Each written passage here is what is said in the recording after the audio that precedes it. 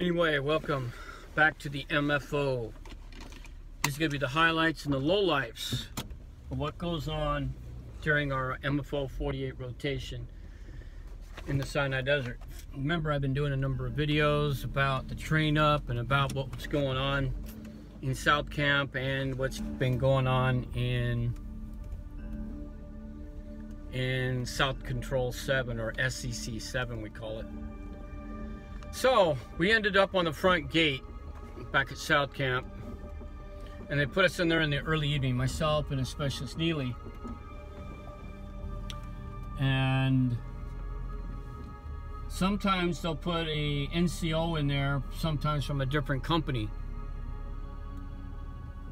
And now I'm waiting to drive out of here.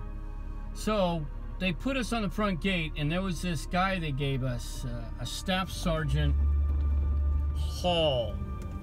Staff Sergeant Hall. We believe you might have been from probably Charlie Company. And this guy goes rolling up on us, and he introduces who he is, and he says he's going to be the sergeant, you know, the SOG with the front gate. But what kind of struck me about this guy, that this guy had scare badges from hell on him. Okay, what a scare badge is these guys with all these medals, all these badges. And this guy had everything under the sun, almost everything under the fucking sun. This guy had a CIB, he had jump wings, he had air assault wings, he had a Pathfinder badge, he had a 101st Airborne Combat patch, he had a Ranger tab.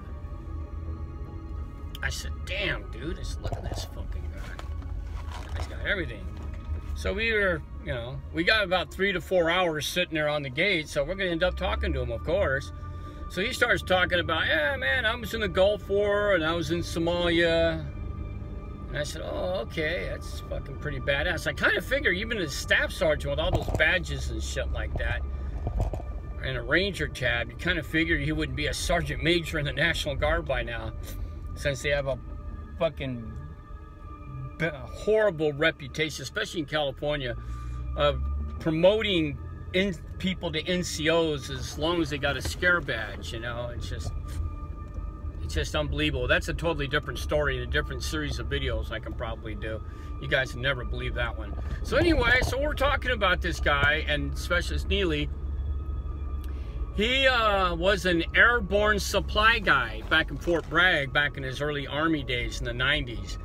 And Neely's done about 30 jumps. So he starts talking to him, and they start talking about jump school.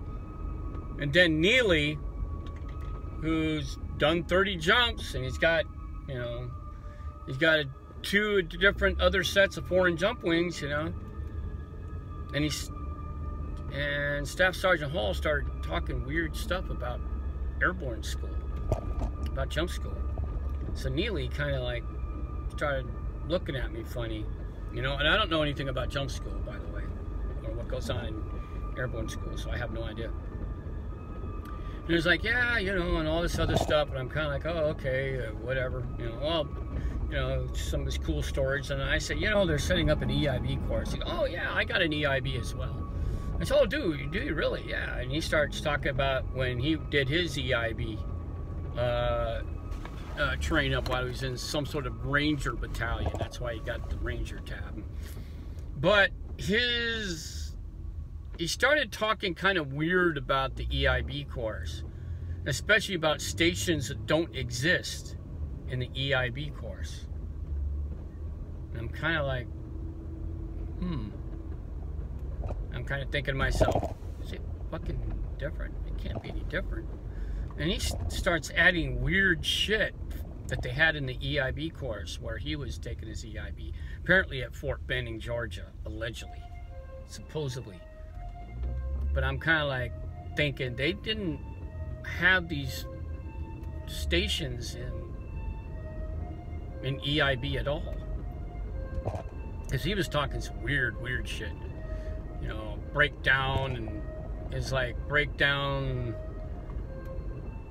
and put back together again, AK-47, and then some PPK kind of shit. Then sight of mortar. I mean, off the wall weirdo shit. So I'm kind of looking at Neely, you know, and his stories about the Gulf War in Somalia, you know, really didn't sound right. You know, it seems like some of his dates are off. So I said, you know what, you know, and I told Neely later on, I said, you know what, we better go fucking have the have the sergeant major looking in on this fucking guy. So we went and found the sergeant major. He's not hard to find. That guy's always skulking about like the little fucking weasel he is, just like Sergeant Fawad. And we said, yeah, it was his Staff Sergeant Hall. And he had every scare badge in the world you can possibly think of. This guy was just packed with it. And he goes, oh, really? So, you know, he says, all right, I'll look into it. Dismissed, you know. So he left. You know. I'm kind of like, and I told Neely, I was like, dude, this guy doesn't sound right. He says, maybe it's just us. He goes, yeah, well, maybe it's us. Maybe he just doesn't remember. So we didn't think about it, you know, afterwards. You know, we went on to do our other stuff. We went to the towers and blah, blah, blah, no problem. Roughly about 2 months later, sometime in March, April, May, I think it was May, when we came back from our rotation from South Control 7, and we saw Sergeant Hall in the chow hall. Yeah, we should have called him Chow Hall, because, you know, in the chow hall you can pick up whatever food you want to and put it on your plate. So that's, you know, kind of like chow hall. And this guy's uniform was completely empty.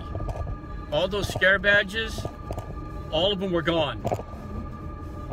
All of them are gone except for his rank. He's still a staff sergeant, but you can still see the outline of where all his badges used to be. And now it's like this invisible thing.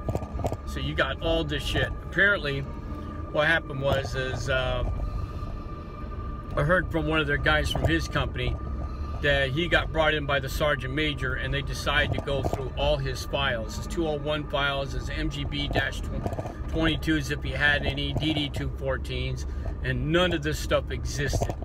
And he fucking reamed this guy. He reamed him. He kept his rank, but he completely burned this guy alive, from what I was told. He got a nasty Article 15. Nasty Article 15. But it was not enough, but they did not take his rank away, but they took, sure as shit, took away a lot of money. So, and the staff sergeant never knew who did it, who dropped a dime on him.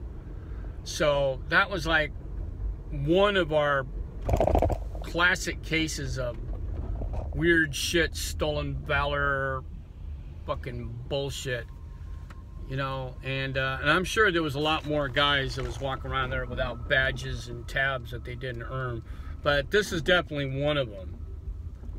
So instead of the guy changing out his DCUs, because, you know, he decides he's going to buy some DCUs online where they could be clean without the fucking invisible stitching, and apparently he was not allowed to. So basically his humiliation is for everybody to see his uniform. And basically that's the end of this MFO